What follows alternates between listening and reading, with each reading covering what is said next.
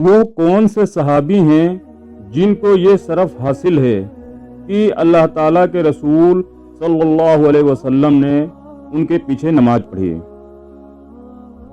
تو وہ ایک ہی صحابی ہیں جن کو یہ شرف حاصل ہے کہ ان کی امامت کے اندر اللہ کے رسول صلی اللہ علیہ وسلم نے ایک نماز ادا کی ہے۔ صحابی کا نام عشرہ مبشرہ میں سیدنا عبد الرحمن بن عوف، یہ شرف ان کو حاصل ہے۔ دلیل کیا ہے؟ واقعہ کیا پیش ہوا تھا؟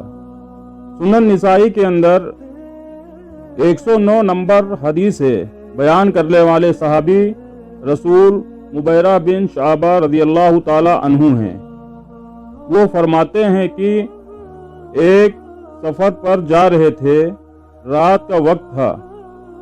اللہ کے رسول صلی اللہ علیہ وسلم قافلے سے علیحدہ ہو کر قضائے حاجت کے لیے چلے گئے، لیکن جو پیچھے صحابہ اکرام رضی اللہ تعالی عنہ تھے ان کو معلوم نہیں تھا کہ اللہ تعالیٰ کے رسول صلی اللہ علیہ وسلم کہاں گئے ہیں۔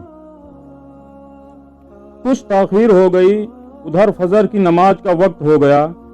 جو صحابہ اکرام تشریف فرما تھے کہ انہوں نے سمجھا کہ اللہ کے رسول صلی اللہ علیہ وسلم کسی اور جگہ پر چلے گئے ہیں، واپس ابھی نہیں آئیں گے، نماز کا وقت ہو چکا ہے اور فجر کی نماز کا وقت مختصر ہوتا ہے، نماز پڑھ لیتے ہیں، نبی کریم صلی اللہ علیہ وسلم کہیں دور نکل گئے ہیں۔ یہ سوچ کر سیدنا عبد الرحمن بن عوف رضی اللہ تعالی عنہ کو ساتھیوں نے امام بنا لیا اور ان کے پیچھے نماز پڑھنا شروع کر دی۔ ایک رکعت ادا کر چکے تھے اور دوسری رکعت بھی قرات ہو رہی تھی کہ اللہ تعالیٰ کے رسول صلی اللہ علیہ وسلم تشریف لے آئے۔ دیکھا فجر کی جماعت ہو رہی ہے تو آپ صلی اللہ علیہ وسلم نے اسی طرح صف میں کھڑے ہوئے اللہ اکبر پڑھ کر نماز شروع کر دی۔ مبیرہ بن شعبہ فرماتے ہیں جب سیدنا عبد الرحمن بن عوف نے دوسری رکعت مکمل کر سلام پھیرا تو کیا دیکھتے ہیں کہ اللہ کے رسول صلی اللہ علیہ وسلم کھڑے ہو کر دوسری رکعت ادا کر رہے ہیں۔ اس حدیث میں دو چیزیں ثابت ہوتی ہیں کہ ساری زندگی میں ایک ہی واقعہ پیش آیا ہے کہ جس میں اللہ تعالیٰ کے رسول صلی اللہ علیہ وسلم کی ایک رکعت جماعت سے رہ گئی تھی۔